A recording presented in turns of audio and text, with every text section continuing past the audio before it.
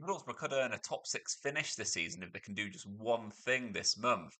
Things have really started to heat up for Middlesbrough in the last few weeks after a disappointing start to the season. Obviously, going to last summer, it was a huge summer of turnover in the Middlesbrough playing squad. The club lost a number of their key assets, people like Ryan Giles, Cameron Archer, Aaron Ramsey, Zach Steffen, all of whom were on loan and returned to their parent club. To Brakpon, who was obviously Middlesbrough's goal scoring sensation last season, scoring 29 goals.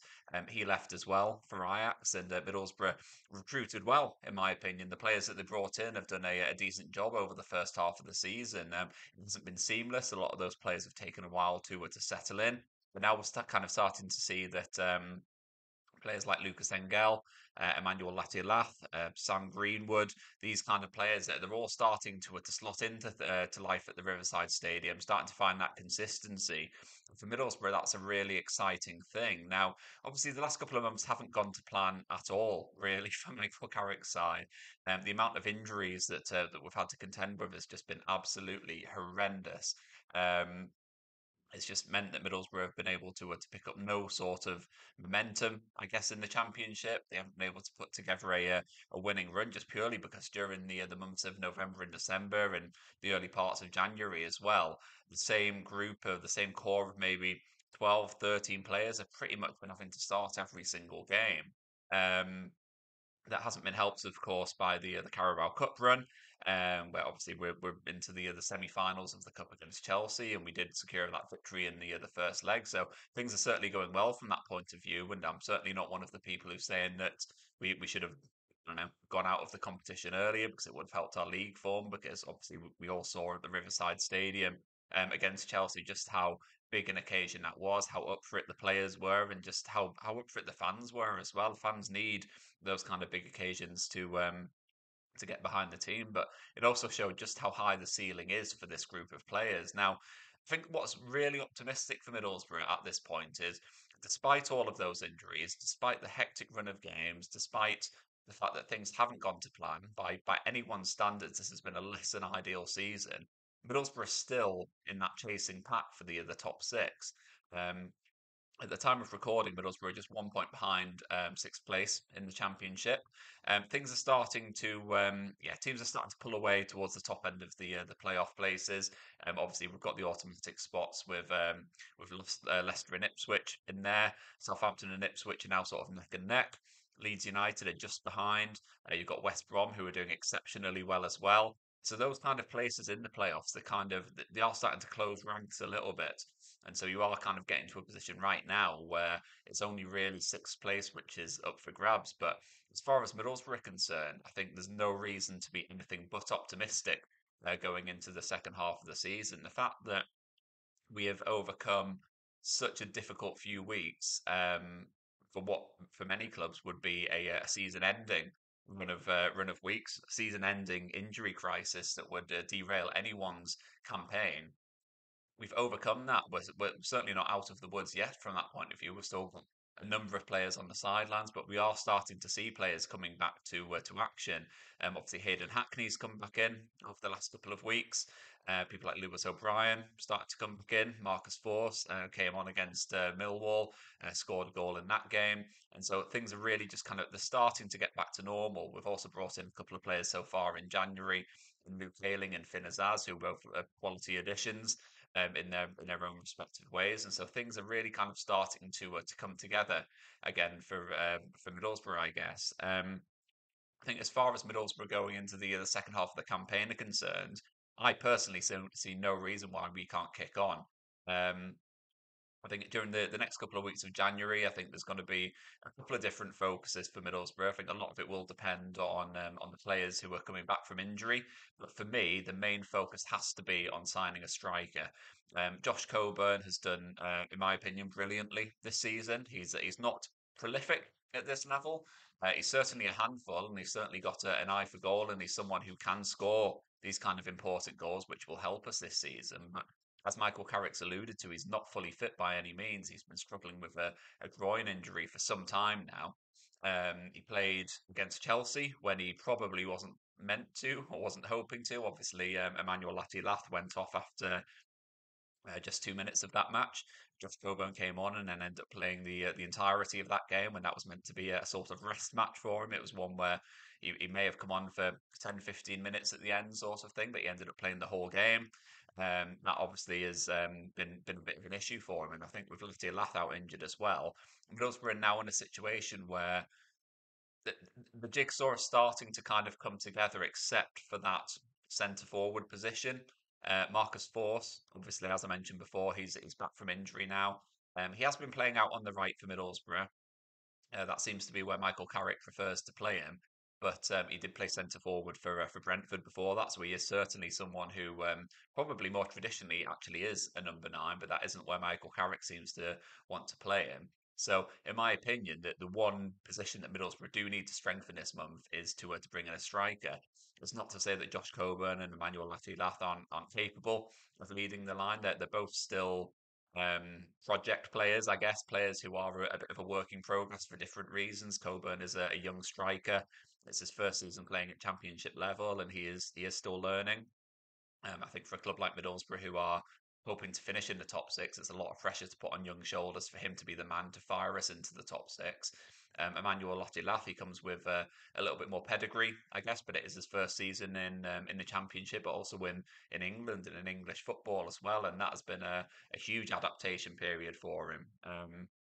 He's he's shown glimpses of promise. He's shown that he does have composure when it matters. He's got the physicality and the work rate to really cause problems for defenders. But again, is he the person who you can hang your hat on to say he's going to fire us into the top six? I'm not entirely sure. Both of these players can certainly play a role. Certainly, they can play a role in the starting lineup as well. But I think given the injury concerns as well, I think if Middlesbrough can just bring in a top level striker on loan for the rest of the season, I'm not saying it needs to be a permanent deal. It doesn't need to be a multi-million-pound deal, but someone, and I realise this is a lot easier said than done, but someone who can come in and have a similar sort of impact to what Cameron Archer did last season. He came in on loan from Aston Villa. Took no time at all to adapt to life at the Riverside. Started scoring goals, and what I think he scored maybe 7 or 8 goals between January and the end of the season, and that was just absolutely crucial in supporting our push for the playoffs. So I think if Middlesbrough can do that, that really would be the sort of final piece of the jigsaw. Because as I mentioned, with all of the players who are coming back to fitness. We're starting to see those kind of options emerging all over the park, really. You just have to look at the attacking areas of the pitch. And off the two flanks, we've mentioned about Marcus Force, but then on the left and right, you've got Izzy Jones, you've got Morgan Rogers, you've got Sam Greenwood, you've got all of these kind of players who can do a job there. In number 10, you've got Zaz, you've got Matt Crooks, you've got Greenwood again, who there's an argument to say that we haven't actually seen the best of him because he is actually a number 10. He does prefer to play more centrally as opposed to off the left. The Middlesbrough fans haven't really seen that yet. So it's going to be interesting. Obviously, with Ayling at the back, he can play centre back and he can play right back. So that means that things are just really starting to look a little bit more healthy in Middlesbrough squads. And in my opinion, I think that one signing, that's bringing in a striker, could be the difference between Middlesbrough getting into the top six and not. Now, don't get me wrong, there's a lot of competition for those top six places. I think when you look at the championship table, anyone down to like 14th is just about within touching distance of the top six places. But for me, I think it's Middlesbrough who are one of the main front runners to break away from that pack. I think a lot of the clubs in that chasing pack are kind of maybe performing at what is just about full potential for them. Yeah, they might be able to sneak in and they're doing all right, but I think Middlesbrough are a team who really just haven't. They're only in second or third gear at the moment. The fact that they are still within touching distance and we've gone through such a horrific run of injuries, it shows just how far Middlesbrough can do, just how far they can go this season, I guess. By bringing in that striker and by playing the second half of the season with a fully fit squad with options so that Michael Carrick can make changes within matches. The last few matches, he's only been making 1 or 2 changes in those matches when we've got 5 potential subs that you can use. That could be crucial in turning some of these losses into draws, these draws into wins, which could be crucial in terms of picking up extra points. But it also means that for these typical cliched championship weeks of Tuesday, Saturday, Tuesday, it means that we will have the options to rotate things and freshen things up. And so we're not going to have players going out there who are like absolutely knackered before the game's even kicked off, we will have that opportunity to rotate things and freshen it up. Hull City are a club who I think in terms of the playoff picture could have a big say as well. They're looking particularly encouraging. I know that they lost against Watford on Friday night, but their attacking players looking superb. They've just brought in Fabio Carvalho from Liverpool, and he could be a great signing for them. He showed flashes of what he could do against Watford, and yeah, I mean, in terms of the first half of his season, he was playing at RB Leipzig, played a reasonable amount of first team football, but maybe isn't fully up to speed. So that's going to be interesting when he does do that because I think Hull could really kick on and mount a push. You've then got to look at teams like Sunderland, who probably are underperforming at the moment, and Michael Beale, that's going to be an interesting one to watch out for because they do have the quality to kick on if they can make a couple of signings this month. But I think for Middlesbrough, they're probably in the strongest position to really put a push on those top six places and maybe even move into them because, as I said, with those players back fit and maybe a new striker coming in this month or any other new signings, I think we could be in a very, very strong position this season. And I think things are just starting to click for Middlesbrough. Um, First half of the season has been a little bit disjointed for a couple of different reasons. We mentioned the injuries. We've got the new players who are bedding in, but we're starting to see those signs that this is really kind of turning into a team that can perform consistently. What we saw against Chelsea, but also against Aston Villa before that. You've got a team of players who can raise their game. There is a real cohesion within this Middlesbrough squad, and Michael Carrick seems so happy with the players that he's got in that team, and you just sort of think that maybe, just maybe, if we can keep those players fit, get a couple of more players back up to full speed, and so Michael Carrick has the pleasure of actually being able to pick from a largely fully fit squad. It doesn't even have to be a fully fit squad, but even just having three or four more players available to him week on week, it could be a very, very exciting second half to the season. So please do let me know what you think of what I've just said in terms of Middlesbrough's playoff aspirations. Let me know what you'd like Middlesbrough to do in the final couple of weeks of the January transfer window.